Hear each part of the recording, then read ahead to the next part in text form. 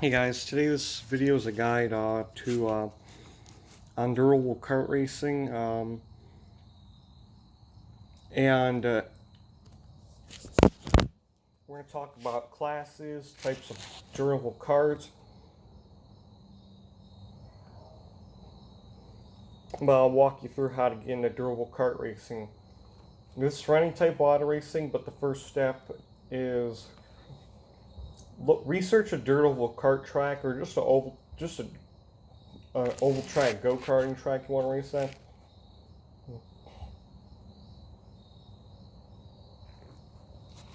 You know, um, and make sure that they're still open. I've made the mistake of looking on Google Maps. I found Vesterberg Speedway, but it's not open anymore. It's permanently closed, so I'm pissed. I'm like, we weren't planning on running there. Well, I kind of was, but then we didn't take the cart up there, luckily. Yeah. First step is look through when the last reviews are. Look through all when, and if it's really recent, like 2 months ago, or like, then it should be good. If it's a year ago, not really. If there's only been a review a year ago, I don't know if you'd want to try it. Maybe you could, but if they have a phone number to call the phone number. If they don't answer, they go on the website, email them. If you don't email you back, well, they're probably not open. But sometimes it takes a while for them to email, but still, yeah. But anyways, if the track is open and it's go to it, first read the rulebook to see what class you want to race in. But yeah, but I think you should just go to the track in person so he can show you what these things are.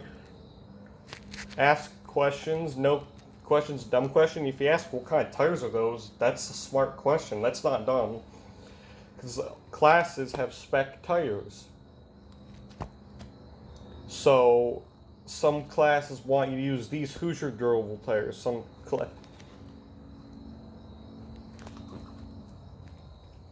classes want you to use these tires. Some classes want you to use these Hoosier tires or Burris, whatever, Maxxis. Some tracks, like my local track, Jackson Speedway, does not have a spec tire. They just have a spec tread. And what I mean by this is all the durable karting classes either have slick or tread, block style tread, or just treaded tires. It doesn't have to be a specific brand. So the wing karts or the kid sprint class,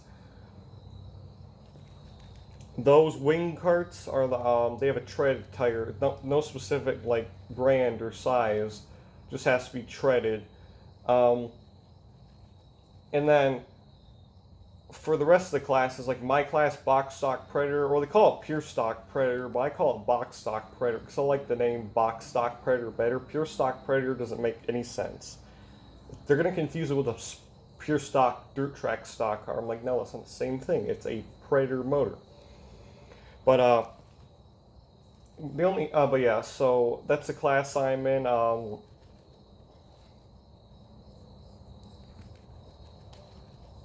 Yeah. But yeah, so my spec tires are just slick, durable kart racing tires. They don't really say a specific type of kart racing. They just say slick tread kart racing tires. But I recommend you get dirt tires. Don't get asphalt tires. I mean, it works on a dirt oval, but at the same time you want dirt oval tires. There's a difference. I actually tested out my kart on the asphalt. I just pushed it. I didn't start it up because but my tires, I can already see why you don't run them on asphalt. I never started up. I just pushed it around around my driveway in a little circle, and I can see why now you can't use it. I never thought you could use it on asphalt, but you want dirt oval tires on a dirt oval, asphalt tires on an asphalt oval. You do not want to use them interchangeably. Because, yeah. But yeah.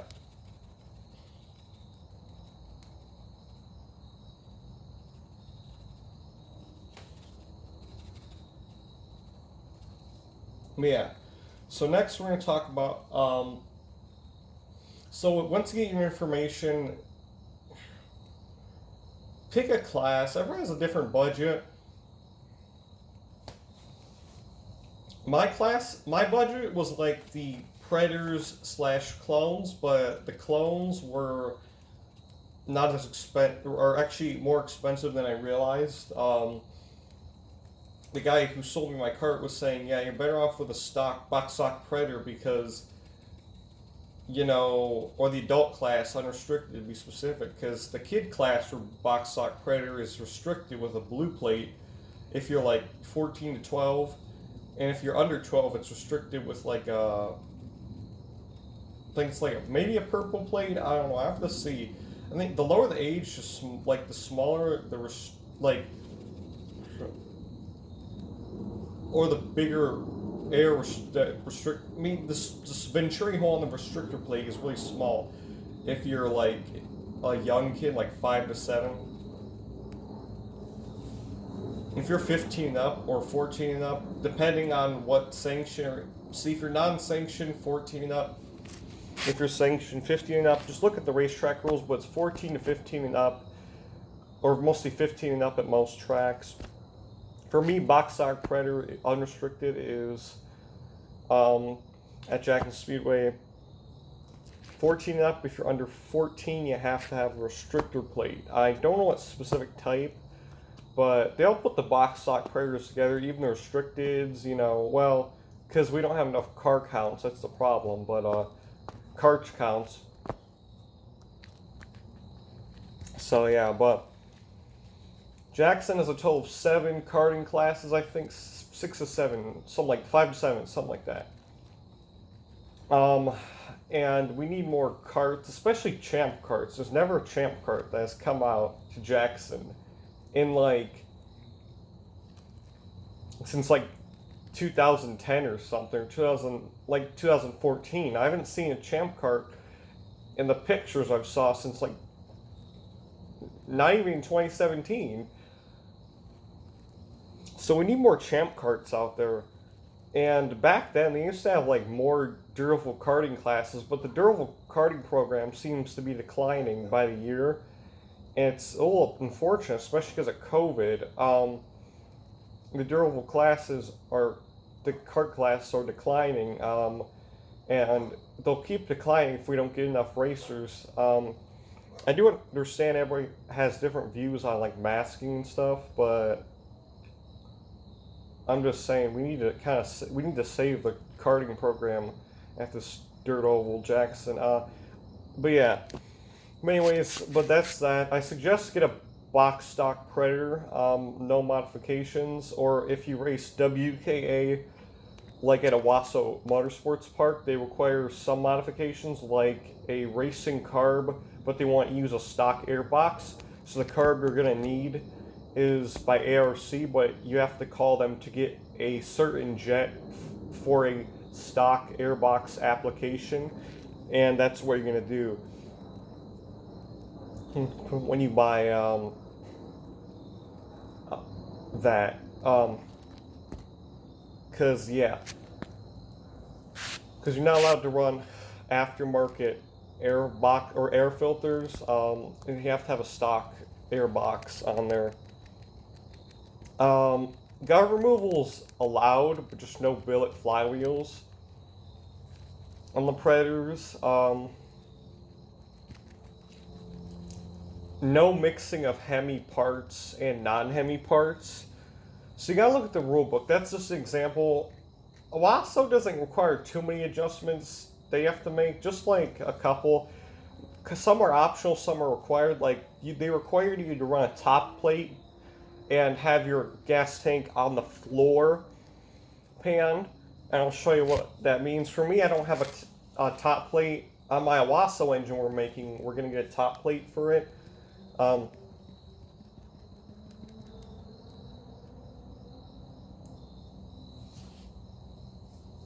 Yeah. Next thing is after you choose your class.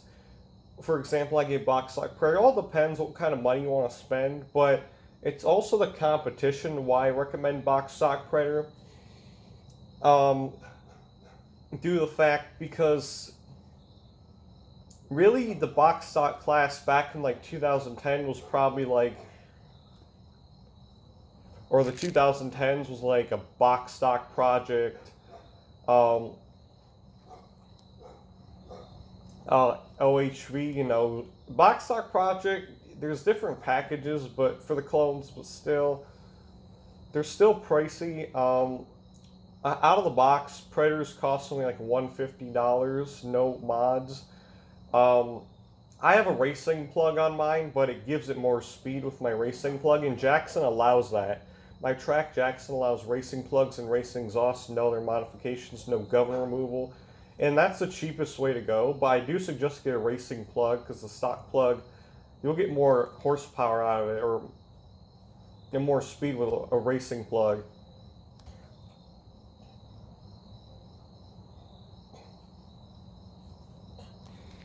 But next thing is you can choose between a flat cart, champ cart, cage cart, wedge cart, or outlaw cart. Most of the time, most people get flat carts. It's the most popular choice for people. Second popular would be probably, it all depends. Flat carts are the most popular, but I suggest you get either a champ or a flat cart, whatever is safer to you, because flat carts don't have seatbelts on them, nor roll cages, so a champ cart has a seatbelt or a 5-point harness on it and a roll cage. So whatever you want to pick, whatever is your preference. But also, if you have a budget, I suggest you get it used. I got mine used off of Facebook Marketplace. It's we think it's a Phantom chassis. It probably is. So it has like a mix of Phantom parts and then aftermarket parts. Here's my cart. Here's my fuel tank in the middle. It's aftermarket. Here's my engine. As you can see, it has a racing plug on it. Nothing modified about this. It's out of the box. Stock fuel line, stock tank. We did have to drill holes for ventilation. But yeah, next thing is you should do, before you go racing and just take your cart to the track, you need your equipment. So basic safety equipment you will need is, first of all, you need a neck brace. Okay, you track, you need one of these because these are really safe though. It really protects your head from, like, these are really safe. If you get in a wreck and your head goes forward, this, like, your helmet hits this, and your head, and if, it doesn't hit your helmet doesn't hit your chest, it hits this. So that's the safe thing about those. Next, you need a helmet. You need just a racing helmet, though. No bike helmets. No bike helmets. You need a full-face helmet. No, Dale Senior helmets. I'm not trying to be, I'm a race fan myself, so I can really say it, but no, what is it, like, open-faced helmets, but you want one of these. Keep in mind there's different approvals. There's SA and SFI. SA is for auto racing, and thinks K is for karting. But yeah, the gloves I just use mechanics wear gloves on the track. I just wear those. I have a race suit now over here from Race Equip, but I do buy Race Equip due to the fact it's really cheap. It's not cheap quality, it's good quality, but at a cheap price, so I get a Race Equip. Don't get like some, they're all good quality, but this is really top of the line, and they're cheap price, so Race Equip was probably the way to go. Simpson is way too expensive. Simpson is ridiculous. Don't get a Hans device either, that's really expensive. Also, you don't want to get a Hans device unless you race stock cars. 5-point harness is if you race the cage carts, champ carts, or wing carts, or outlaw carts, but if you race flat carts, not necessary, because there's no really where to put the harness at, so it's really, you don't need a 5-point harness for a flat cart. It's not required.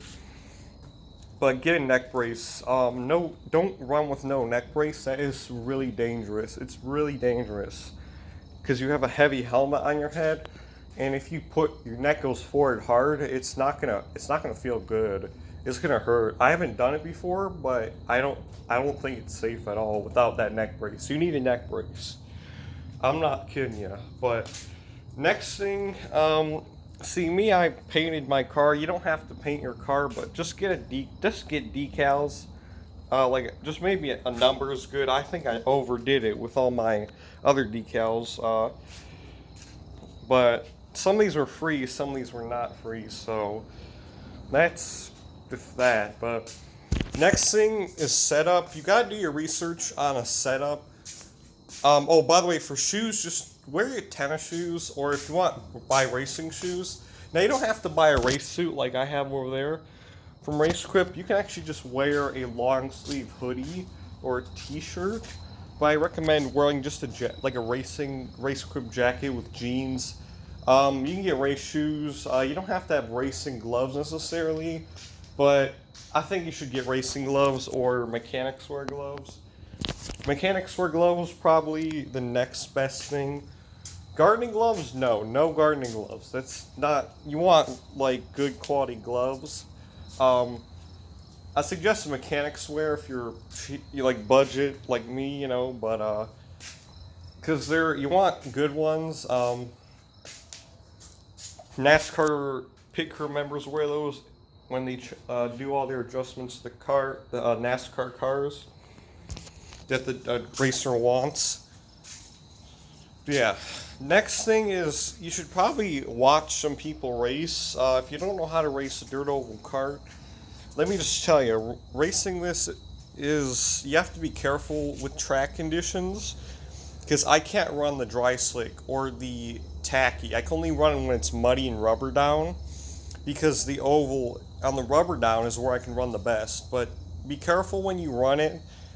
Ask your fellow racers how to race it, and there you go. That's the crash course. You're also going to need gasoline and oil, but if you race stock Predator, do not buy 110 because it does not have enough compression. You need recreational fuel.